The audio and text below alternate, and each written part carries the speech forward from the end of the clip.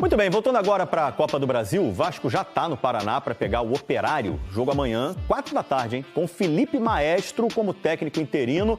Deixa eu conversar com a Duda Dal Ponte. É isso, por enquanto o Vasco não tem um técnico ainda oficial, né, Duda Dal Ponte? É isso, Escobar. Muito boa tarde para você, para todo mundo que acompanha o Globo Esporte. O Vasco treinou hoje pela manhã em Curitiba, no frio de Curitiba, sob o comando do técnico interino Felipe Maestro, que já esteve nessa posição no final do Brasileirão do ano passado, nas últimas 3 rodadas, quando conquistou 2 vitórias e um empate. E teve um jogador que foi bem importante nessa sequência, Alex Teixeira. Ele marcou um gol e foi titular em 2 jogos. Hoje não vive uma boa fase, mas vai reencontrar um lugar super especial, porque na Série B de 2022, o Alex Teixeira marcou 2 gols na vitória de virada do Vasco em cima do Operário em Ponta Grossa. Uma partida importante para o acesso à Série A naquele ano. Para amanhã, o Vasco tem retornos de peso, né? Um deles é o Tietê, que depois de 4 partidas fora está retornando, e também o Lucas Piton, que foi poupado contra o Cruzeiro. Enquanto isso, a diretoria está de olho no técnico Fernando Diniz e as negociações continuam. Escobar. Bom, como o Pedrosa já havia adiantado, Fernando Diniz é o nome favorito da diretoria vascaína para assumir o time. Eu quero saber como é que estão as negociações. Dando boa tarde, Vene Casagrande, boa tarde, Lucas Pedrosa, tudo bem com vocês, meus amigos? Vou começar com o Pedrosa para falar dessa situação aí, Pedrosa. E aí, é quente, tá chegando o Fernando Diniz? E sua opinião, acha uma boa? Vamos lá, Flavinho, primeiro seja bem-vindo mais uma vez. Muito obrigado. Boa tarde ao Vene também.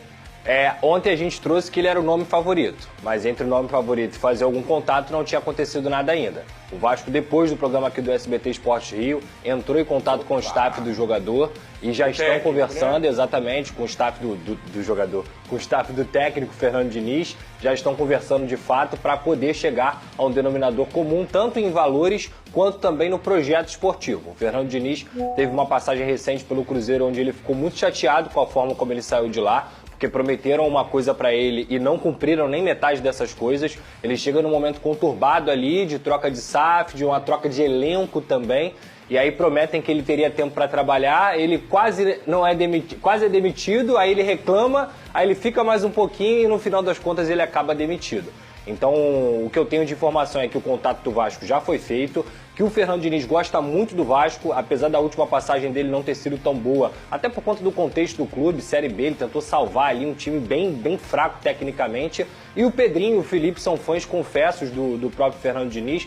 Agora é tentar entrar em acordo financeiro e também mostrar esse projeto, porque o que ele precisa hoje é de respaldo. E além disso, o Vasco da Gama tem apresentado também um plano com reforços para o meio do ano. Porque, por exemplo, seja lá o Diniz ou não, o treinador que vier, Flávio, eu já falei isso aqui ontem, ele vai precisar receber peças. Porque assim, o elenco do Vasco é ruim? Não é ruim. Pode jogar melhor do que estava jogando com o Carille? Acredito que sim. Mas enquanto não preencher algumas lacunas, não dá para ficar criando expectativa de que esse time vai ter algo a mais ou vai ser algo a mais. Para mim, eu já falei aqui, é uma equipe de meio de tabela que vai brigar por uma Copa ali, ou outra ali por conta de São Januário, que é muito forte e tudo mais. Mas, independentemente do treinador que vier, eu não tenho grandes expectativas da temporada do Vasco. O ponto é, o torcedor quer ver o time jogar melhor. E para jogar melhor, a diretoria também tem que dar melhores reforços para o Fernando Diniz. Então isso também está sendo conversado, mostrando o plano para ele. Vale lembrar que, além do Operário, vai ter também o Palmeiras, tem o Puerto Cabello e o Lanús nessa sequência, digamos assim, que o Vasco vai ter aí nos próximos jogos. E depois tem 5 jogos no Rio de Janeiro em 6 antes da parada para o Mundial. Então vai jogar 4 em São Januário, 1 contra o Fluminense no Maracanã e viaja para São Paulo para pegar o São Paulo no Morumbi. Depois tem a parada. Então o Vasco, que não está no Mundial, vai ficar um mês para trabalhar. E isso também vai ser importante, seja lá para o Fernando Diniz ou para qualquer outro treinador. Então tudo isso está sendo conversado. Na quinta-feira o Felipe fica à frente mesmo, ele já deu até treino para essa partida contra o Operário, para aí sim chegar a um acordo. Nesse momento, essa é a novidade que a gente tem. Quente, essa é boa, hein? Atenção, torcedor vascaíno, o Vasco, a diretoria já entrou em contato então com o Fernando Diniz, como o Pedrosa está passando, depois da edição de ontem do programa. Surgiu então esse fato, a diretoria procurou o Fernando Diniz para acertar então a contratação. Não está certo, é o favorito, mas a negociação já começou. Ô Vene, eu acho que todo torcedor deve ficar pensando, mas qual Diniz que vem, né? A gente Lembra do trabalho dele no Fluminense? Foi o grande trabalho da carreira dele, campeão da Libertadores. Pô, esse Diniz é bom para arrumar a casa, né? Foi bem o Fluminense ali em 2023 com ele. E aí no ano seguinte, todo mundo sabe o que aconteceu. O Fluminense lutou para não cair e deixou o time na lanterna, aquela situação desesperadora, e também não foi bem, nem no Cruzeiro, nem na seleção brasileira. Você acha que tá certo o Vasco em apostar no Fernando Diniz e atrás dele? Eu vou repetir o meu discurso e a minha opinião, que eu falei isso aqui ontem. Eu acho que o Vasco tá certo em buscar o Fernando Diniz, porque dentro das opções que o Vasco tem hoje no mercado, eu não acredito no Vasco da Gama apresentando um projeto, fazendo um treinador deixar um respectivo clube para aceitar esse projeto, não acredito nisso. Então, dentro das opções que o Vasco tem no mercado, eu acho que o Fernando Diniz é um bom nome. Mas eu não acho que para ele, nesse momento, seria uma boa ele assumir esse risco que é o Vasco da Gama nesse momento. Por quê? Não é por conta da instituição, porque o Vasco da Gama é uma instituição enorme, mas por conta das peças que ele tem à disposição hoje. A não ser que a diretoria faça uma promessa para ele de reformular o elenco e trazer jogadores que ele possa indicar para melhorar o Vasco da Gama dentro de campo.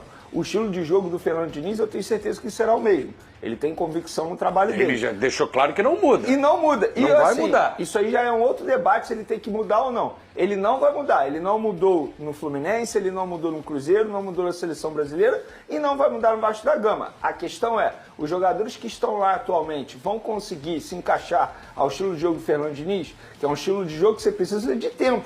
A gente pode ver na Seleção Brasileira, ele não tinha tempo. Qual foi a nossa maior crítica? Que o Fernando Diniz não tinha tempo para conseguir botar o estilo de jogo dele na Seleção Brasileira. Então, ele vai ter tempo no Vasco da Gama, ele vai ter respaldo? Porque não adianta.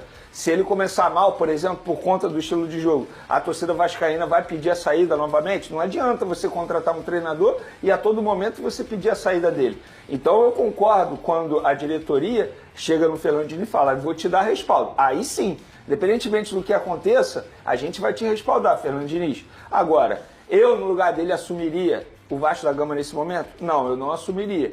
Por entender que ele tem um estilo de jogo específico. Eu, no lugar dele, esperaria para começar um projeto na próxima temporada. Utilizaria o restante dessa temporada para estudar, enfim, adquirir novos conhecimentos, viaja para a Europa. Estou dando um exemplo aqui do que eu faria no lugar dele.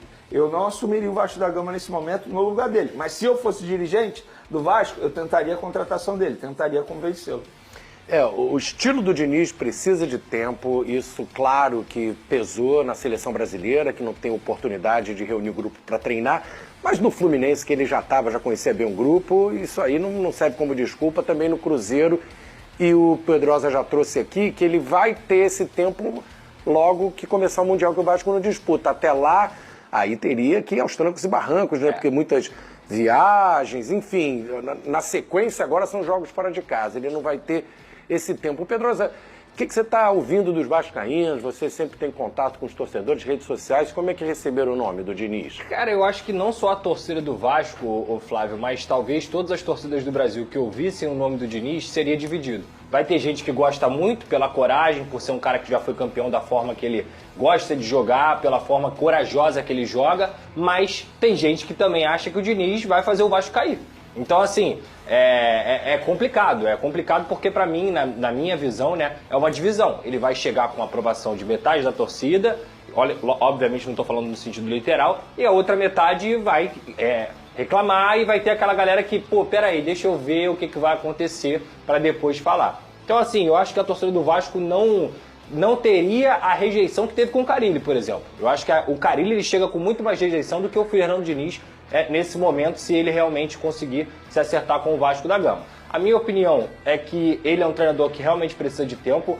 Eu considero que o trabalho dele no Fluminense em 2023 foi maravilhoso. Ele ganhou a Libertadores jogando muito futebol. Em 2024 não tanto, mas também porque ele estava com uma divisão de responsabilidade com a seleção brasileira. Então treinar um clube já é difícil. Imagina treinar um clube e treinar a seleção brasileira. Para mim, ele ter aceitado esse desafio foi um erro gigante na carreira dele. Porque ele era um técnico que era colocado como top 3 do Brasil, e aí ele vai para a seleção, o Fluminense cai de rendimento e ele cai de patamar também. E até com isso que o Vene falou sobre aceitar ou não, eu já falei aqui, uma coisa, no caso dele, eu acho que até abriria espaço em janeiro, em dezembro, para ele buscar outro clube. Mas no momento a gente viu Grêmio, Santos e Corinthians ficarem sem clubes aí, clubes grandes, digamos assim, e nenhum deles procurou o Diniz.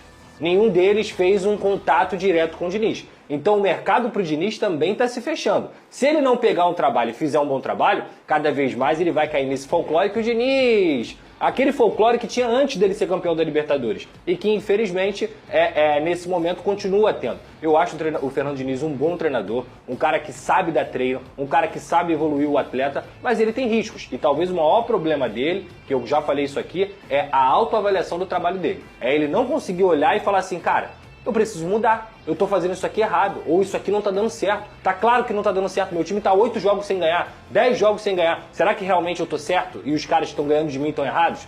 Então, assim, eu acho que falta uma avaliação no trabalho dele e principalmente uma coisa que eu acho que é importante também, talvez ele melhorar nesse sentido, é o trato dele na coletiva com a imprensa. Muitas vezes a gente viu várias coletivas de imprensa que o Diniz é extremamente ríspido com o jornalista. Então, assim, não é porque ele sabe mais do que a gente, que eu acredito que ele saiba mesmo, que ele precisa tratar a gente como se a gente não soubesse nada, que não é o caso também. E ali na coletiva, ele não está conversando com o jornalista, ele está conversando com o torcedor. Esse que é o principal. Então, esses pontos ele precisa melhorar, como qualquer um precisa melhorar na vida. É isso aí, família vascaína. Tudo bem com vocês? O Vasco ainda não conseguiu acertar a contratação do novo técnico. A gente sabe que o Fernando Diniz é o plano A da diretoria do Vasco, né? Vamos torcer para que ele venha e ajude o Gigante da Colina a sair dessa situação o mais rápido possível, né? E saiu agora, informação de agora, né? Dando conta de que o Vasco teria interesse na contratação desse jovem paraguaio, né? Júlio Enciso, muito bom de bola, do Brighton na Inglaterra.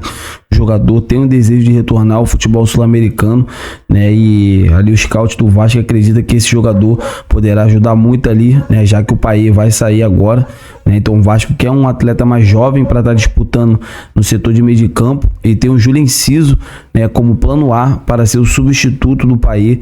E eu quero saber de vocês, amigas e amigos, seria uma boa, né, ver esse grande atleta com a camisa do Vasco, sim ou não? Deixa aqui nos comentários pra gente estar debatendo sobre esse grande assunto. Eu tô indo nessa, se inscreva no canal, deixa o like e até a próxima!